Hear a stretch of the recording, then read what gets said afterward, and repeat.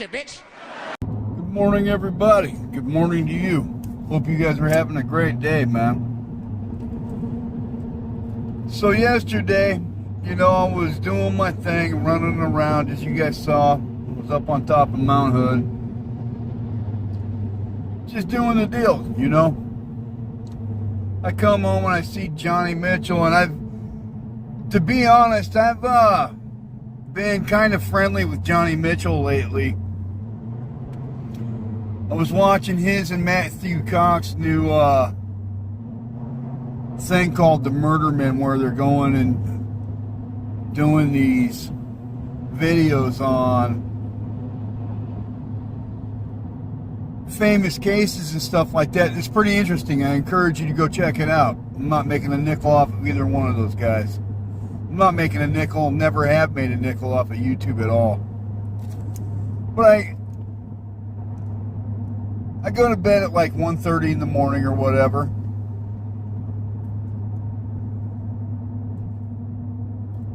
And I'm looking and I see that Johnny Mitchell posted another video with this Ali Gonzalez guy, and I thought, wow, that's kind of crazy, you know.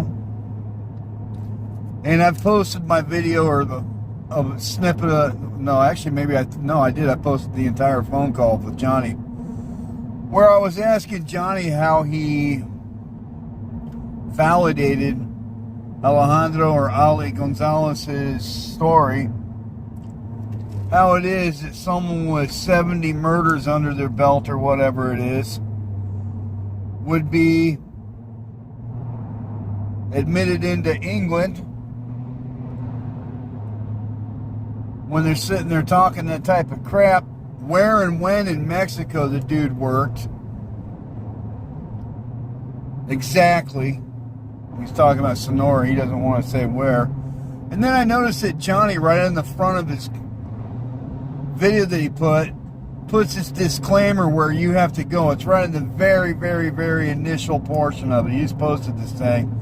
Last night it was like 10 hours previous. Let me be clear about Johnny Mitchell. I think Johnny Mitchell puts out a banger podcast as far as the quality of the production goes. The cinematography, the shooting, the audio. It's great, man. Johnny puts out a great product that way. But in Johnny's disclaimer, I asked Johnny how he validated Alejandro Gonzalez's, and not just his, but the previous other hitman that he had on there too. Where the dude's all he's wearing a black t-shirt. It says something very distinct on it, but he's got distinctive Chinese tattoos on his arm. And I've spoken about this at length with other claims by other people, including Katerina Schultz and her Tijuana cartel-controlled rehab. And I go there and I interviewed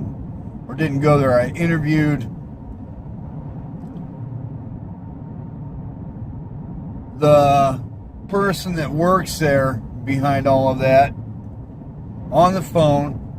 Post the phone thing and post the phone call and find out that that's all a bunch of nonsense too. Well, come to find out, Ali Gonzalez isn't Ali Gonzalez. Ali Gonzalez has an entire different name, which is kind of crazy because he's been outed. He does live in England, which I was tripping on too, because Johnny had first became aware of him from a company by the name of Lad Bible, which does podcast in England. And I've gotten or tried to have gotten in touch with all of these guys. Just a whole bunch of people, man. They never want to talk to me. And one of the reasons why I put out so much evidence is because when I do these videos with Julian Dory, Mark Gagnon, when I do videos with Johnny Mitchell, when I do videos, my claims of having gone and worked in Mexico and earned a uniform there is crazy, dude. Crazy. I get crazy amounts of people like, that guy's lying, he's never done that, blah, blah, blah. So I put out just a dump truck full of evidence to back my shit up. Because I know how fucking crazy it sounds. So when I hear this shit from these guys, I'm like, yo, whoa, whoa, whoa, whoa, whoa. I'm like, what the fuck, dude? I'm like, do you have any fucking proof? Any proof? Don't prove it all, just prove some of it. And they come up empty, dude. And this isn't me beating my feathers. It's really not. Flapping my wings. This is me feeling slightly vindicated because there's a whole bunch more out there that you get a good nose for stuff growing up in LA, man. You really do. Especially when you're around drugs and all that shit. If you don't develop just a very keen instinct and intellect for when people are just, something's not quite right. So, Ali Gonzalez Rostro. So, the dude gets an internship or enters a training program as a firefighter in England. And apparently he is from abroad because the English newspapers are sitting there talking about it. And this, ironically, came out in July of 2025, so just almost 1 year. Ali Gonzalez Rostro comes out in the English newspapers and he admits openly that everything that he was saying was a lie because he wanted to make income off of his story or his YouTube channel. Which is also something crazy, you know, because the guy goes on all of these podcasts, man. There's a grip of them, dude. Johnny Mitchell, Lad Bible, Soft Light Underbelly. There are several others. And I'm going to bring Katarina Schultz into this too. Because when you go looking at Katarina Schultz's background, she's on like a couple like super like Chafa podcasts, and then all of a sudden she blows up. She's on Instagram posting pictures of just bullshit, and you can see it, and then all of a sudden she's on Sean Ryan being paraded as the international cartel expert. Or you listen to shit like Stefano Rittendell speaking Spanish with a Spanish accent. Stefano, thanks for coming, man. No, thank you so much for having me. This is great. Katarina Schultz said you're like one of the guys to talk to when it comes to intel on the ground in Mexico with the cartels. I mean, Katarina's a great friend. Both of viewers of mine. You know, she's awesome. So shout out, Katarina. Thank you so much. I know she was the one who put us in touch. So I really appreciate it. But yeah, I mean, I've been focusing on Mexican cartels. It started out as a hobby. And a hobby? It was, How do you have a hobby? And I even saw during my time when I was deployed, like, oh my God, you know, Twitter, there's a lot of information that gets pushed there that is extremely that a lot of us used. Right. And so I thought to myself one day, you know, I was in active duty and I realized that on the English speaking side, because, you know, I'm a first generation American. My mom was born in Mexico. My dad was born in Argentina. So I speak fluent Spanish. I lived in Spain. I'm that focused on Africa, but for some reason, like South America and Mexico specifically was ignored from the English speaking side. Right. And it's crazy because on the Mexican Twitter and in Mexican social media, there's a huge swath of these cartel observers and cartel, like you would call cartel OSINT accounts like back in the day, right? Massive and amazing information. It just seemed like really weird. Like, why isn't that on the English side? And so when I was on active duty, I did kind of two missions. I was a battalion S2, which is like the intelligence officer. I did 4 weeks. I went to Mexico to train the Mexican army. It was me. Train the Mexican army? Yeah, we trained the Mexican military police before the National Guard was created. It was the Mexican military police. I was with a military police unit in El Paso, the 93rd MP Battalion. But talking about having trained Mexicans and being American military intelligence, which I'm not dogging his American military career. That's probably exactly what it is. But I am going to tell you that it is extremely limited, even being in it and knowing people that are still working there. being someone from outside, acting like you fucking know anything. That's how I think I get access. And I'm a pusher. I attack. I mean, where did you start though? I mean, why do you think they give you access? There's a lot of people that'll go down there and listen to what they have to say. And plus all those journalists are getting killed down there. I don't know if they're still getting killed, but a couple of years ago they were murdering journalists left and right. Mexico actually is like one of the top countries for the most murdered journalists and female journalists. There you go. Just check the box. Yeah. Why me? I mean, I push for it. I'm like, let me talk to you. And if they say no, I go and ask someone else, or I ask differently. I don't really take no for an answer. I don't really take no for an answer. But yeah, I mean, I've been focusing on Mexican cartels. It started out as a hobby. And Luis Chaparro's another one.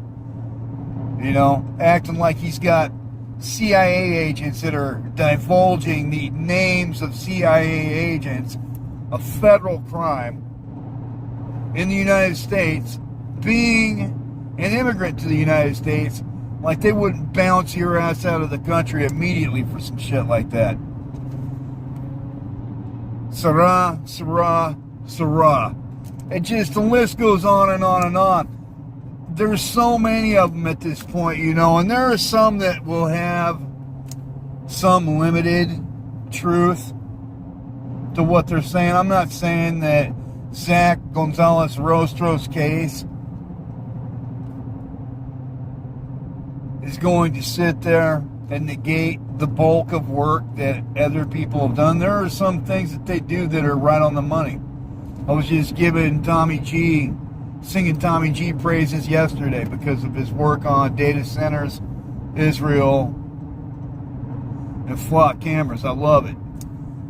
But I'm right to call people out when I smell something, there's something up, you know. I would love to do videos with Ed Calderon. There's a lot of people that have expressed interest in that. They don't want to talk to me.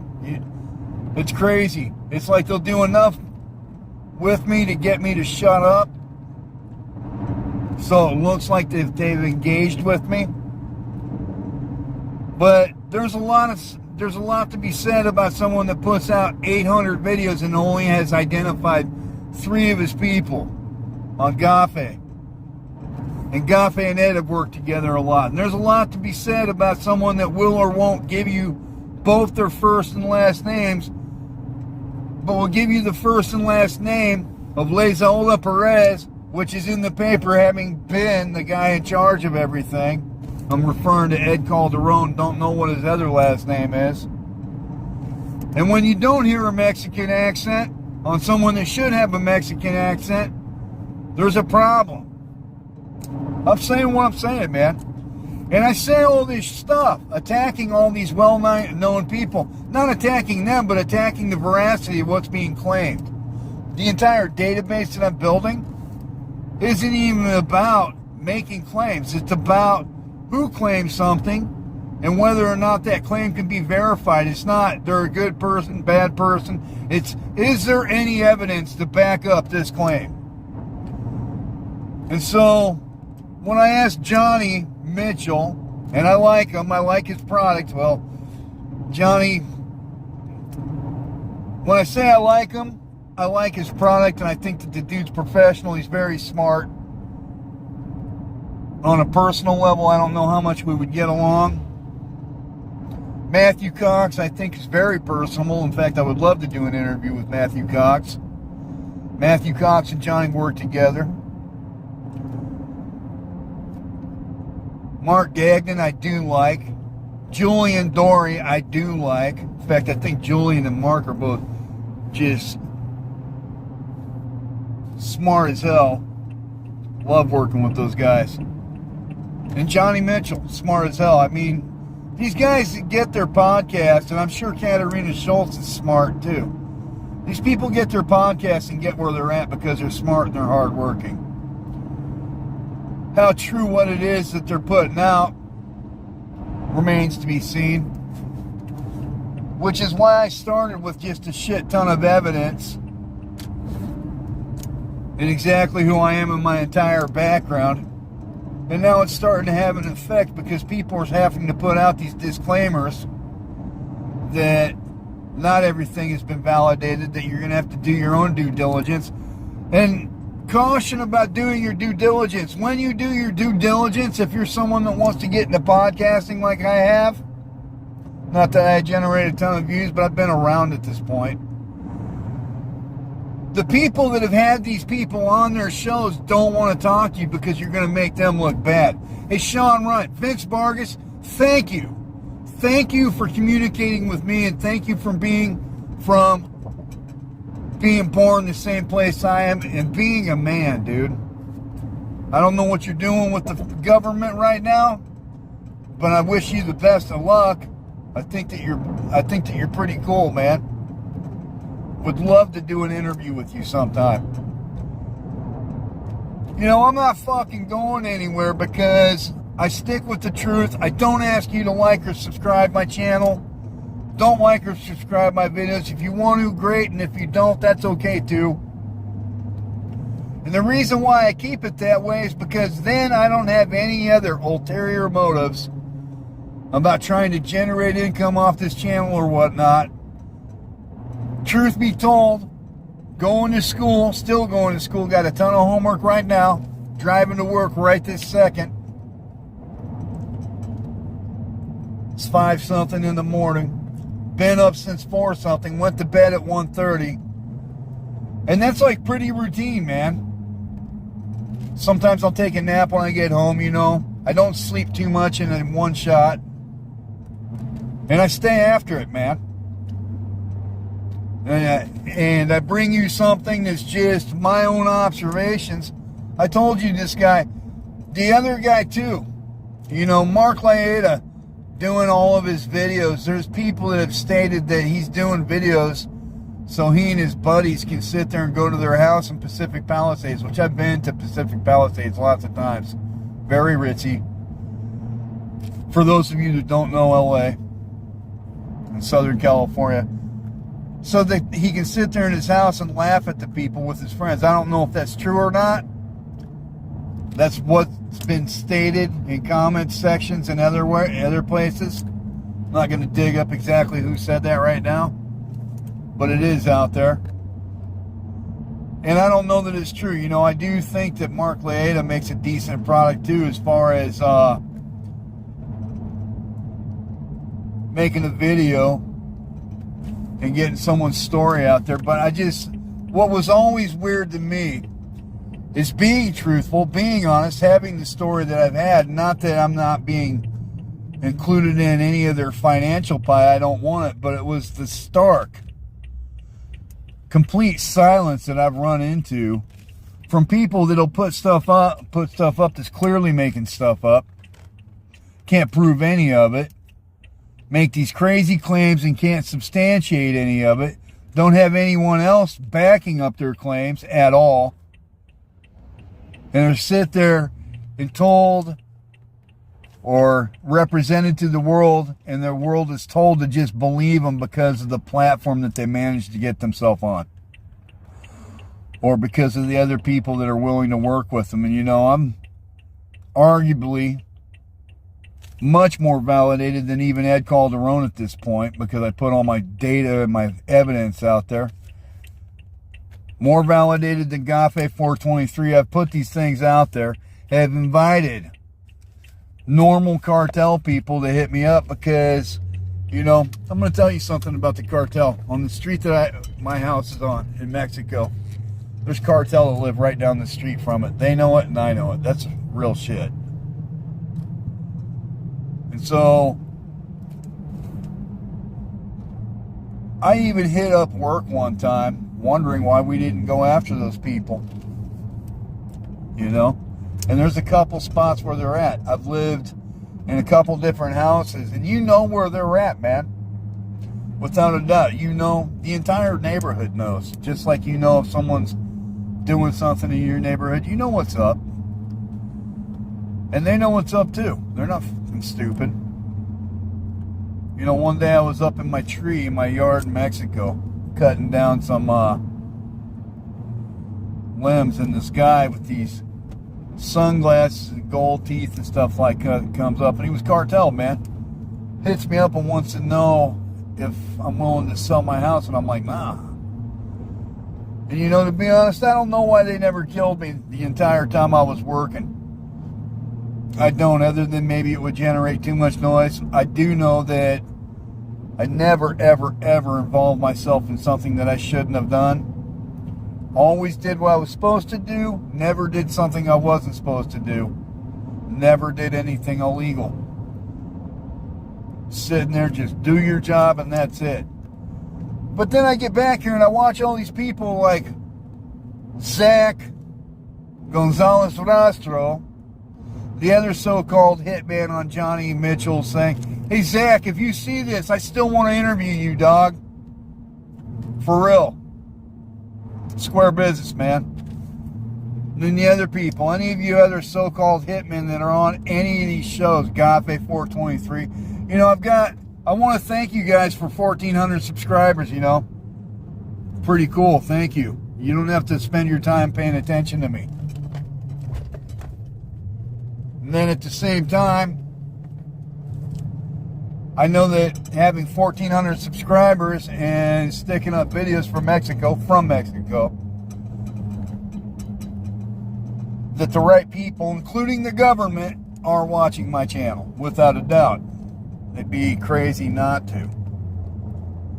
And so I'm putting it out there that, you know, I do go to school, do chase down a law degree, so when I retire, I can continue helping people and generate some income with that. And that's like how I make my money. I make enough money to where I'm happy with everything that I got. My wife and I have a decent life. We're happy. We're faithful with each other. Been in a long-term marriage, like 15 years together. And so I'm basically happy in my life. I don't need to become YouTube famous to generate an income, which allows me the ability to make these shows. And so I'm still calling out Gafe 423 on why he doesn't interview or identify anybody, why the cartels that he says that he has on his show aren't smoking the people for saying the stuff that they're saying on his show, when other members of other cartels, including Jalisco, Cartel de Jalisco de Nueva Generación, can have the guy, the boss. I just posted a pic of it the other day. ¿Cómo andas, Gabriel? Aquí andamos ir en Europa, no, oiga, ya aquí andamos encargados. Nomás para ver si va a estar con nosotros o no, porque está ayudando a los carteles unidos y pues le mandamos el mensaje que se acomode con nosotros o se acomode bien con ellos, porque los vergazos van bien. Aquí estamos en los bancos, para que sepa nomás. Y no me escondo, para que vea. Dice asumir el control tras la eliminación de Nemesio Oseguera Cervantes, el Mencho. Territorio Mex has the video up. You can go see it. We'll sit there and post their own face